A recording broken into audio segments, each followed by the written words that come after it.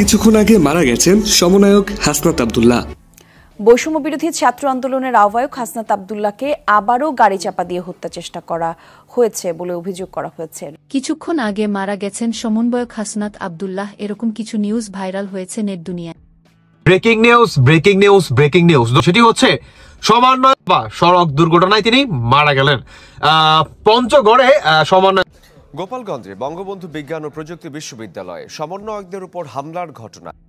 বৈষম্য বিরোধী ছাত্র আন্দোলনের অন্যতম সমন্বয়ক হাসনাত আব্দুল্লাহ সচিবালয়ে অসুস্থ হয়ে পড়লে তাকে ঢাকা মেডিকেলে নিয়ে আসা হয়। তার অবস্থা খুবই আশঙ্কাজনক, তবে ডাক্তার বলেছে বড় ধরনের কোনো সমস্যা নেই, স্বাভাবিক পর্যায়ে ভালো ট্রিটমেন্ট নিলে খুব তাড়াতাড়ি সুস্থ হয়ে যাবেন। কিছুক্ষণ আগে মারা গেছেন সমন্বয়ক হাসনাত আব্দুল্লাহ, এরকম কিছু নিউজ ভাইরাল হয়েছে নেট দুনিয়ায়। সত্যি কি মারা গেছেন হাসনাত আব্দুল্লাহ? বিস্তারিত জানতে হলে ভিডিওটি না টেনে একেবারে শেষ পর্যন্ত দেখুন। গতকাল রাজধানীর সচিবালয় এলাকায় আনসার সদস্যদের সঙ্গে শিক্ষার্থীদের সংঘর্ষে গুরুত্বপূর্ণ হাসনাত আব্দুল্লাহ মারা গেছে এমন কিছু ভিডিও সূত্র অনলাইনের মাঝে ঘুরে বেড়াচ্ছে, সেখান থেকে সংগ্রহ করে এই ভিডিওটি আপনাদের সামনে তুলে ধরা হচ্ছে। আসলে সত্যতা কতটুকু যে হাসনাত আব্দুল্লাহ অ্যাক্সিডেন্টে মারা গেছে এমন মন্তব্য এটা বের করেছেন যে বাংলাদেশ থেকে এক প্রবাসী, সে দেশের বাইরে থাকায় অবস্থায় সে বিভিন্ন ধরনের বাংলাদেশের সমন্বয়কদেরকে নিয়ে এই ধরনের ভিডিও আপলোড করছে। আসলে কতটুকু সত্যতা তা যাচাই করতে আমরা আপনাদেরকে মূল ভিডিওটি দেখাচ্ছি। আসলে কতটুকু পঞ্চগড়ে সমন্বয়। গোপালগঞ্জে বঙ্গবন্ধু বিজ্ঞান ও প্রযুক্তি বিশ্ববিদ্যালয়ে সমন্বয়কদের উপর হামলার ঘটনা।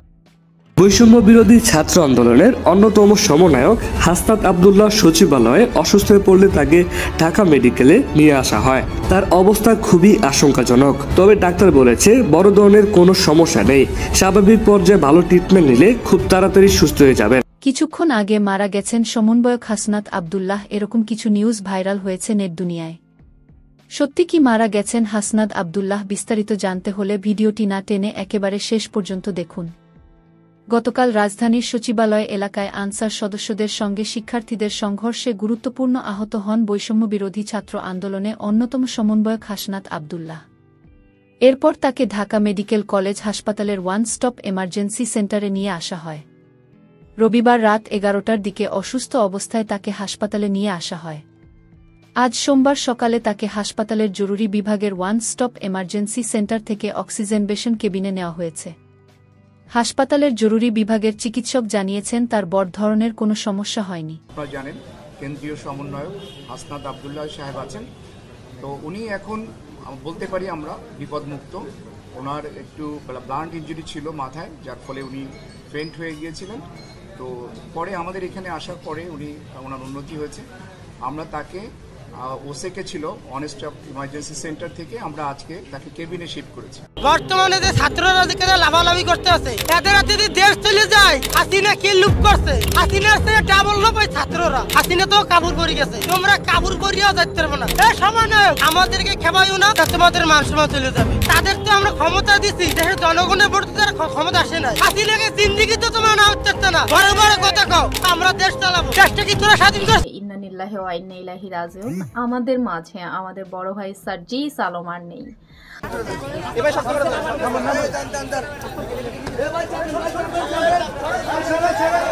দেখতেছেন সবকিছু কিন্তু সোশ্যাল মিডিয়া থেকে সংগ্রহ করা।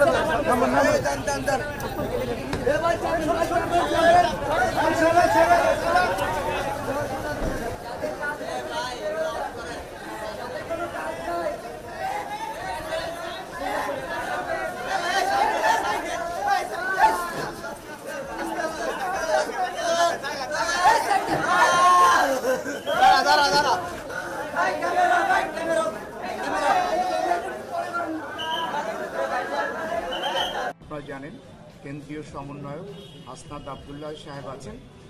তো উনি এখন বলতে পারি আমরা বিপদমুক্ত। ওনার একটু ব্লান্ট ইনজুরি ছিল মাথায়, যার ফলে উনি ফেন্ট হয়ে গিয়েছিলেন। তো পরে আমাদের এখানে আসার পরে ওনার উন্নতি হয়েছে। আমরা তাকে ওসেকে ছিল অনেস্ট ইমার্জেন্সি সেন্টার থেকে আমরা আজকে তাকে কেবিনে শিফট করেছি। উনি মোটামুটি ভালো আছেন। তবে আমাদের সাথে এই 5 জনের মধ্যে 2 জন তাদের সার্জারি লাগছে।